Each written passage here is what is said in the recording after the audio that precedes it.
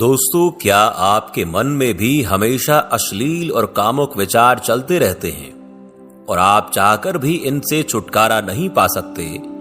तो आज की हमारी ये कहानी आपके लिए खास होने वाली है। आज की कहानी में हम आपको बताएंगे कि कैसे एक वेश्या भी ध्यान के माध्यम से अपने मन पर काबू पाकर भिक्षुवी बन जाती है। तो चलिए कहानी को शुरू करते हैं, लेकिन उससे पहले वीडियो को लाइक जरूर करें, क्योंकि आपका एक लाइक हमें आपके लिए रोजाना ऐसी कहानी लाने के लिए प्रेरित करता है। दोस्तों, गौतम बुद्ध के समय में वैशाली राज्य में एक प्रसिद्ध गणिका रहती थी, जिसका नाम आम्रपाली था।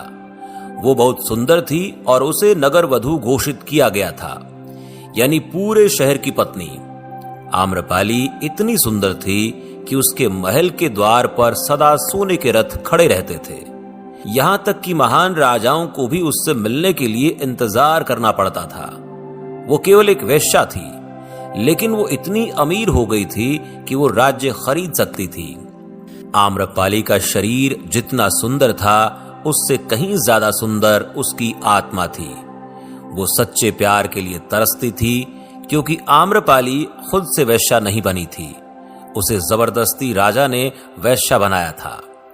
आम्रपाली अपने ग्राहकों को बहुत प्यार करने का दिखावा करती थी, क्योंकि उसे इसके लिए भुगतान किया जाता था, लेकिन अंदर से वो बहुत नफरत करती थी।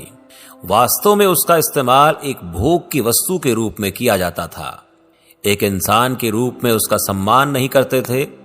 एक दिन आम्रपाली अपने महल की बालकनी पर खड़ी थी कि अचानक उसने अपने महल के सामने से एक युवा बौद्ध भिक्षु को गुजरते हुए देखा, जिसके पास कुछ भी नहीं था सिवाय एक भिक्षा पात्र के।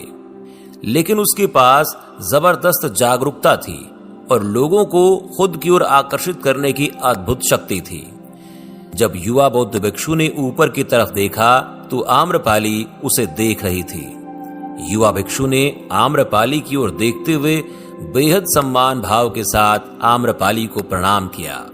आम्रपाली एकटक उस युवा बौद्ध भिक्षु को देखती रही और पहली बार आम्रपाली के हृदय में प्रेम का उदय हुआ था, क्योंकि पहली बार किसी ने आम्रपाली को सम्मान की नजरों से देखा था। किसी ने पहली बार उसे इंसान होने का एहसास दिलाया था। आम्रपाली तुरंत सीढ़ियों से नीचे उतरी और बाहर आकर उस युवा बौद्ध भिक्षु के पैर छुए और कहा, बौद्ध, कृपया आज के दिन आप मेरे मेहमान बने और मेरे महल में चलकर भोजन स्वीकार करें। आगे आम्रपाली ने कहा, कृपया मेरे निमंत्रण को ना कहें, क्योंकि पहली बार मैंने किसी को निमंत्रण दिया है। मुझे हजारों बार राजाओं और सम्राटों द्वारा आमंत्रित किया गया, लेकिन मैंने कभी किसी को आमंत्रित नहीं किया है। ये मेरा पहला निमंत्रण है। बौद्ध भिक्षु ने सम्मान पूर्वक आम्रपाली का निमंत्रण स्वीकार करते हुए भोजन ग्रहण किया।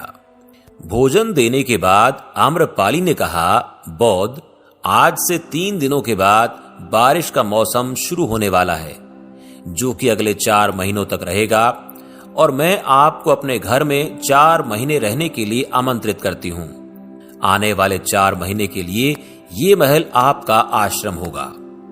मैं आपको पूर्ण रूप से आश्वस्त करती हूं कि मैं किसी भी प्रकार से आपके ध्यान की बाधा नहीं बनूंगी, बल्कि मुझसे जितना हो सकेगा आपके ध्यान की सुविधाओं को सुगम बनाने का प्रयास करूंगी। दरअसल बौद्ध भिक्षु साल के 8 महीने गांव-गांव घूमकर बौद्ध धर्म का प्रचार करते हैं और 4 महीने वो एक ही स्थान पर रहते हैं जहां उन्हें आश्रय मिल जाता है। युवा बौद्ध भिक्षु ने कहा, माफ कीजिएगा देवी, लेकिन इस विषय में मैं स्वयं निर्णय नहीं ले सकता। मैं आपके प्रस्ताव के विषय में बुद्ध से पूछूंगा। अगर वो मुझे अनुमति देंगे तो मैं आपके महल में जरूर रुकूंगा। इतना कहकर वो बौद्ध भिक्षु वहां से चला गया। इससे पहले कि वो युवा भिक्षु बुद्ध के पास पहुंचता और आम्रपाली के प्रस्ताव के बारे में कुछ बताता, उससे पहले वहां पर मौजूद अन्य भिक्षु बुद्ध के पास पहुंच गए और बुद्ध से कहा, बुद्ध, आप उस युवा भिक्षु को रोकिएगा। आम्रपाली ने उसे 4 महीने रहने के लिए अपने घर बुलाया है। आम्रपाली एक वेश्या है और एक भिक्षु एक वेश्या के घर में 4 महीने रहे, ये सही नहीं है। इससे हमारे संघ में गलत संदेश जाएगा। बुद्ध ने कहा, कृपया आप लोग शांत हो जाएं और उस भिक्षु के आने की प्रतीक्षा करें। थोड़ी देर बाद वो युवा भिक्षु बुद्ध के पास आया, बुद्ध के पैर छुए और उन्हें पूरी कहानी सुनाते हुए कहा, बुद्ध, नगर की एक आम्रपाली नाम की महिला ने मुझे बारिश के 4 महीने अपने घर पर रहने के लिए आमंत्रित किया है। मैंने उसके निमंत्रण का अभी कोई जवाब नहीं दिया। मैंने उससे कहा है कि अगर आप मुझे उसके घर रहने की आज्ञा देंगे तभी मैं उसके घर पर रहने के लिए आऊंगा। बुद्ध, आप जो कहेंगे मैं वही करूंगा। उस युवा भिक्षु ने आम्रपाली के विषय में वेश्या शब्द का इस्तेमाल न करते हुए केवल महिला शब्द का इस्तेमाल किया। बुद्ध ने उस युवा भिक्षु की आंखों में देखा और कहा, तुम रह सकते हो। तभी अचानक बूढ़ा भिक्षु खड़ा हुआ और बोला, यह सही नहीं है। युवा भिक्षु एक सच्चाई छुपा रहा है। इसका कहना है कि आम्रपाली नाम की महिला ने अपने घर पर रहने के लिए आमंत्रित किया है, लेकिन वो एक महिला नहीं है, वो एक वेश्या है। बुद्ध ने कहा, मैं जानता हूं, और क्योंकि इसने वेश्या शब्द का प्रयोग नहीं किया, इसका अर्थ है कि इसके मन में उसके लिए सम्मान का भाव है, इसलिए मैं इसको वहां रहने की अनुमति दे रहा हूं। वहां मौजूद हजारों भिक्षुओं को विश्वास नहीं हो रहा था कि बुद्ध ने एक युवा भिक्षु को एक वेश्या के घर में रहने की अनुमति दे दी है। अगले 3 दिनों के बाद वो युवा भिक्षु आम्रपाली के घर रहने के लिए चला गया। उसके जाते ही वहां पर उपस्थित अन्य भिक्षु उसके विषय में तरह तरह की बातें बनाने लगे। बुद्ध ने सभी को शांत करते हुए कहा, मुझे मेरे भिक्षु पर विश्वास है। मैंने उसकी आंखों में देखा है कि उसके भीतर तनिक भी भोग की इच्छा नहीं थी।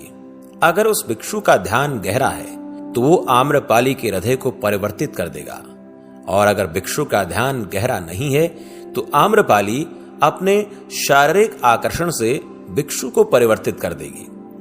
ये एक प्रश्न है ध्यान और शारीरिक आकर्षण के मध्य। इसका उत्तर हमें 4 माह के बाद मिलेगा। बुद्ध की बात सुनकर वहां उपस्थित भिक्षुओं ने कहा कि बुद्ध उस युवा भिक्षु पर बहुत अधिक भरोसा करके अनावश्यक जोखिम उठा रहे हैं। वो युवा है और आम्रपाली बहुत सुंदर है। समय प्रारंभ हुआ, वर्षा ऋतु आ गई, 4 माह बीते और युवा भिक्षु वापस आ गया। उसने बुद्ध के पैर छुए और उस युवा भिक्षु के पीछे आम्रपाली भी आई। युवा भिक्षु ने आम्रपाली का बुद्ध से परिचय कराते हुए कहा, ये आम्रपाली हैं और ये आपसे दीक्षित होना चाहती हैं। ये एक अनोखी महिला हैं। ये न केवल सुंदर हैं बल्कि उनकी आत्मा उतनी ही शुद्ध है जितनी आप कल्पना कर सकते हैं। आम्रपाली ने बुद्ध के पैर छुए और कहा कि मैं पहली बार देखने भर से इस युवा भिक्षु से प्रेम करने लगी थी, इसलिए मैंने इस युवा भिक्षु को अपने सौंदर्य से कई बार आकर्षित करने का प्रयास किया, लेकिन मैं पूर्ण रूप से असफल रही।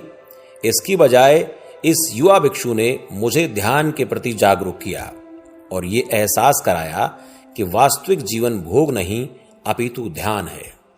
इसलिए बुद्ध, मैं अपनी सारी संपत्ति आपके भिक्षुओं को दान में देना चाहती हूं और अपना बचा हुआ सारा जीवन ध्यान में बिताना चाहती हूं। इसके बाद आम्रपाली बुद्ध के शिष्यों में पहली महिला हुई जिन्हें आत्मज्ञान की प्राप्ति हुई।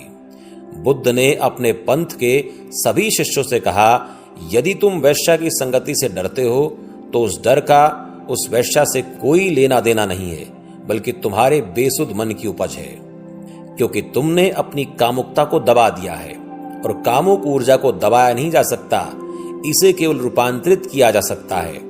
तो दोस्तों, देखा ध्यान से कैसे एक वेश्या भिक्षु बन गई। अगर आप भी किसी तरह की गलत संगति में फंसे हैं या सारा दिन आपके मन में कामो ख्याल आते हैं तो एक बार ध्यान का सहारा लेकर जरूर देखें, आपका जीवन बदल जाएगा, ये मेरा आपसे वादा है। तो कैसी लगी आपको हमारी वीडियो, कमेंट करके जरूर बताना, और हाँ, वीडियो को लाइक करना मत भूलना और अपने सभी मित्रों के साथ इसको शेयर जरूर करना। हम दोबारा फिर कल आपसे मिलते हैं एक और नई कहानी के साथ। तब तक के लिए खुश रहिए, रोजाना ध्यान साधना करते रहिए। धन्यवाद।